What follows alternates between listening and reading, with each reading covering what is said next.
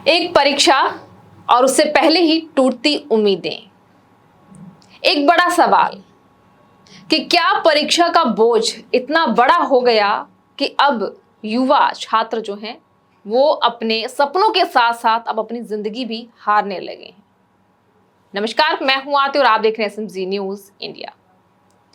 NEET re exam को लेकर पूरे देश भर में सभी छात्रों के ऊपर इस कदर चिंता छाई हुई है कि कई छात्रों ने एक ऐसा चरम कदम उठाया जिसने पूरे देश भर को आश्चर्यचकित कर दिया है, सोचने पर मजबूर कर दिया है।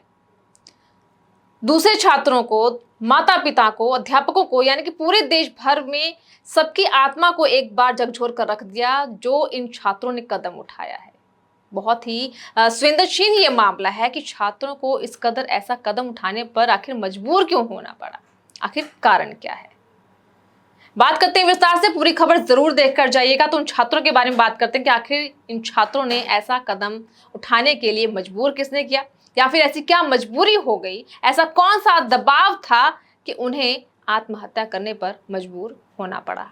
नीट री एग्जाम से पहले देश के अलग अलग राज्यों से सामने आई छात्रों की मौत की घटनाओं ने पूरे देश को स्तब्ध कर दिया है। और आखिर ऐसा क्या दबाव था जिसने मेडिकल के सपने देखने वाले युवाओं को इस कदर निराश कर दिया। क्या हमारी परीक्षा व्यवस्था बढ़ता मानसिक तनाव अब एक गंभीर चेतावनी बन चुका है?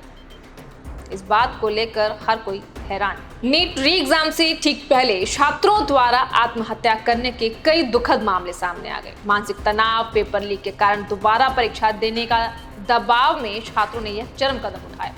देहरादून, सीकर और दिल्ली सहित कई राज्यों से ऐसे ये दर्दनाक खबरें सामने आई जिसने सबको हैरान कर दिया है। इस मामले की मुख्य वजह और विवरण जो है आपको बता देते हैं। नीट का जो एग्जाम है जो 21 जून को तय किया गया था, एग्जाम को कई छात्र, जैसे 2 दिन पहले, किसी ने 5 दिन पहले, किसी ने 1 दिन पहले, इस तरीके से अपने सपनों से हार मानते हुए अपनी जिंदगी से हार गए।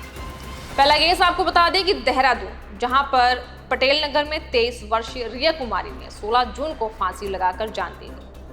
उन्होंने सुसाइड नोट भी छोड़ा। सुसाइड नोट में अपनी असफलता के लिए खुद को दोषी ठहराया और माता पिता से माफी भी मांगी। दूसरा मामला है राजस्थान सीकर का, जहां पर 22 वर्षीय उमेश माली ने 15 जून को आत्महत्या कर ली है। वह अपनी मां और भाई के साथ रहकर परीक्षा की तैयारी कर रहे थे। उनके कमरे से एक मार्मिक सुसाइड नोट मिला जिसमें लिखा था कि माँ, मैं बहुत दूर जा रहा हूँ, मुझे माफ कर देना। तो वहीं बात करें अगर दिल्ली के पालम की, तो वहां पर 18 वर्षीय छात्र रीनू मीणा ने भी 13 जून को अपने घर में जान दे दी। उनके नोट में परीक्षा रद्द होने और री एग्जाम को लेकर उनकी निराशा, माता पिता से माफी का जिक्र था। नागपुर की बात करें तो 18 वर्षीय आकांक्षा चतुर्वेदी ने री एग्जाम से पहले यह कहते हुए आत्महत्या कर ली कि उनके अंदर दोबारा नीट की परीक्षा देने की हिम्मत नहीं है। पुलिस थाना भंवरकुआ के अंतर्गत एक गणेश नगर कॉलोनी है और उसमें एक बच्ची थी जिसका नाम अवंतिका था।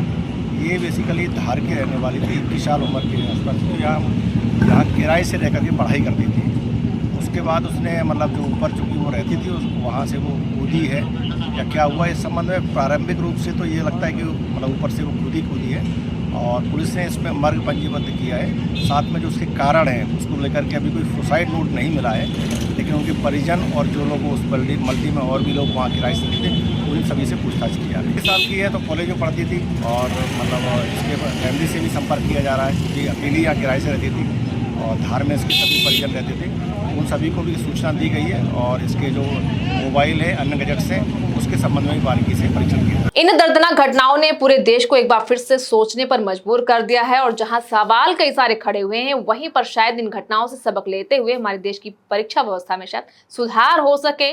सबक लेना जरूरी है ताकि भविष्य में फिर कोई छात्र इस तरह का कोई कदम ना उठा सके, अपनी जीवन लीला समाप्त न करे।